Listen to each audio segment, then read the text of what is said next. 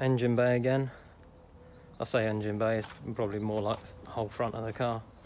But just about to start I was going to spray some Dinitrol rust converter, or corrosion prevention basically on well, pretty much the whole thing, because there are some little spots, I don't know, there you go, you might be able to see it, just in there, where you just cannot get all of the rust out, and then there's some quite heavy pitting that I've done my very best on, and then little bits like inside there, in some of the seams and creases.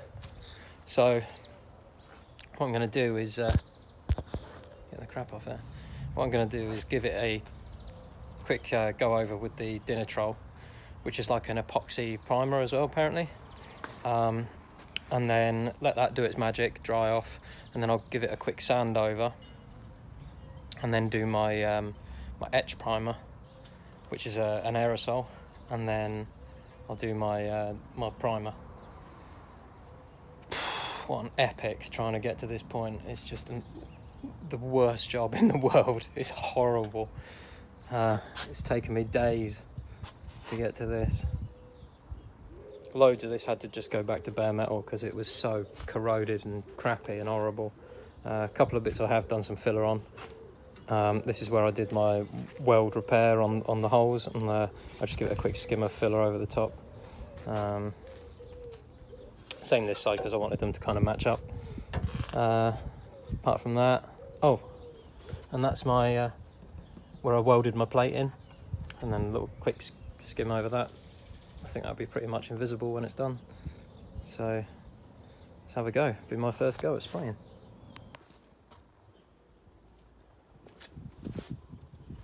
Dinitrol done. Time for some Etch. But that's my first coat of Etch Prime. Rich told me that I need to do 2 very light coats. I think it said 2 very light coats to cover. Well, I don't really know what that means. So I'm guessing it sort of means like that, so you can still see through it. But that's my first one, so I'm going to do another one, and then basically just sort of hope that that's about right.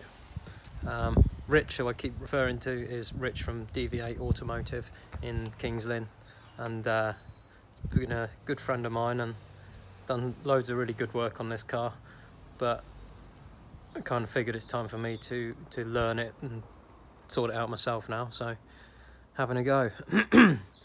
So I'm going to do my second coat of Etch primer now, and then got to wait half an hour and do my normal primer.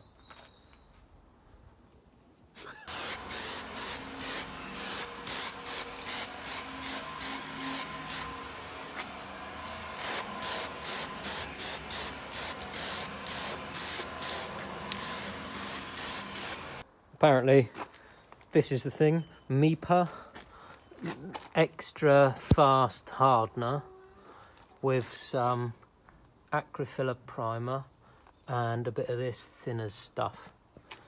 So I'm going to be doing about 550, I think. Yeah, I'm going to do 400 of the primer, 100 of the hardener and 50 of the thinners, and then have a little crack at that with my cheapest chips eBay gun. So here's my first ever go with a proper spray gun, even though it's the absolute cheapest thing I could possibly buy on eBay. Doesn't really seem that easy to use. Seems to be chucking out loads and loads of air but not much paint. So I tried adjusting it a bit, but it didn't really seem to make much difference. But apparently this is the right kind of... It looks very patchy to me, but apparently that's the right kind of thing, is that your first coat should be very light and sort of still see-through. Even now, that is a absolutely massive improvement on what the engine bay looked like before. So I'm already pretty damn pleased. The only problem now is that he's really hot. It's properly hot, so I'm not enjoying it. I don't really like hot weather very much. I'm kind of melting, but never mind. That's the third coat of primer on a demented chicken. Apparently I have to sort of sand this down tomorrow. I'm going to leave it now. It's not sure what the time is actually. It is just gone 4:15 in the afternoon, so got a few hours of sun left and it's really hot, so I expect it won't take long for this to go off properly. And then tomorrow I've got to give this a sand, apparently with 600, but I haven't got any 600, so I'm going to be using 400.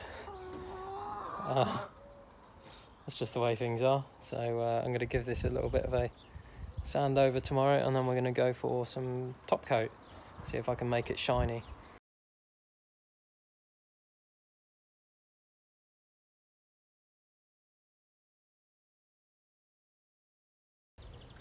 Hello.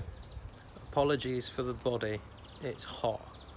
I know you really don't want to watch some skinny, hairy, white bloke sanding down an engine bay, because it's the most boring thing in the world and is definitely going to put you off your breakfast. But there we go. I've been sanding this and I'm well and truly totally bored with doing that. So I was on the phone to Rich, or on the messenger to him, and he told me that this is a really important part and you've got to get it super smooth, blah blah blah. But you know, screw that. I've been here ages. I've been here hours doing this. So I thought that the most noticeable bits are this, sort of when you open the bonnet, that's kind of what you see, and these little bits. So and these bits here. So I made them pretty smooth. The rest of it, well, it's not rich smooth, it's jack smooth. So I've done it jack smooth, and I'm going to go around and do some panel wipe now. Got a panel wipe down here. I'm going to do a load of panel wipe, and then I'll give it another blow off with the air hose. And then after that, I've got he gave me some little sticky cloths that come in a packet. Apparently these get if you're very light with them, they get the dust off or something. So have a go at that, and then I'll mix up my paint and have a crack. Right then, the paint I've got here is Ford Panther Black, which is what the car's painted in, so it should should match the rest of the car. It's just a metallic black.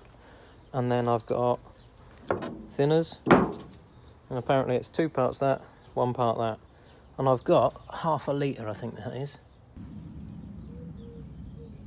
Ooh, shiny.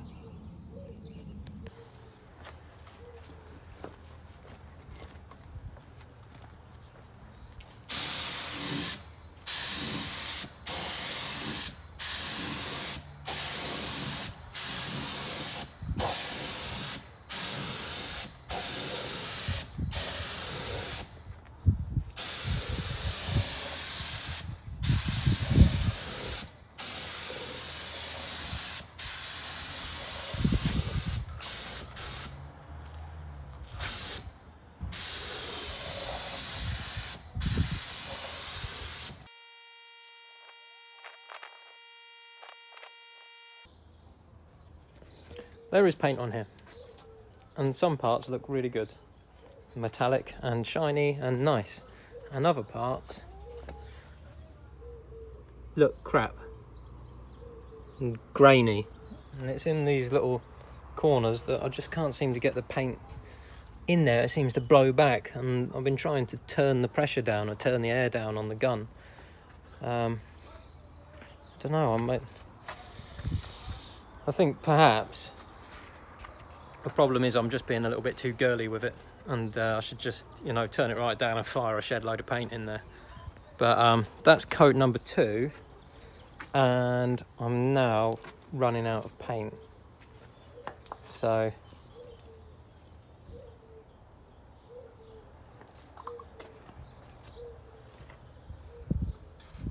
I suppose really what I've got to do is just load up the rest of the paint I've got, and then fire it out, and that'll be that. Yeah.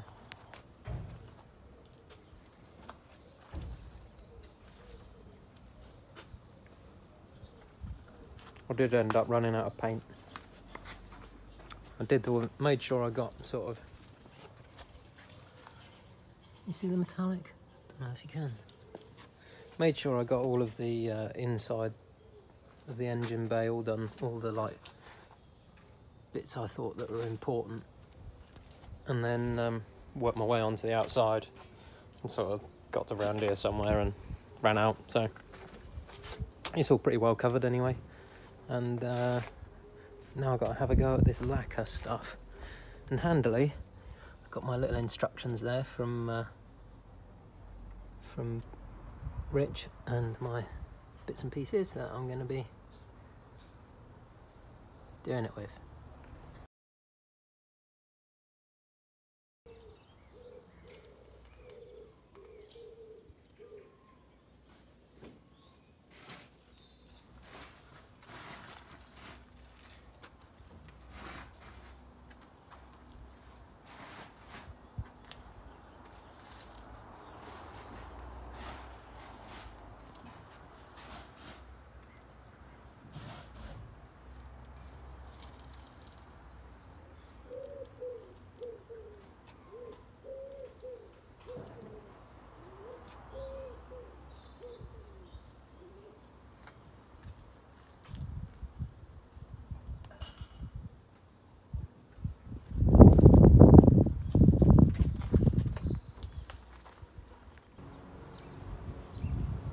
I literally cannot believe how well this has come out.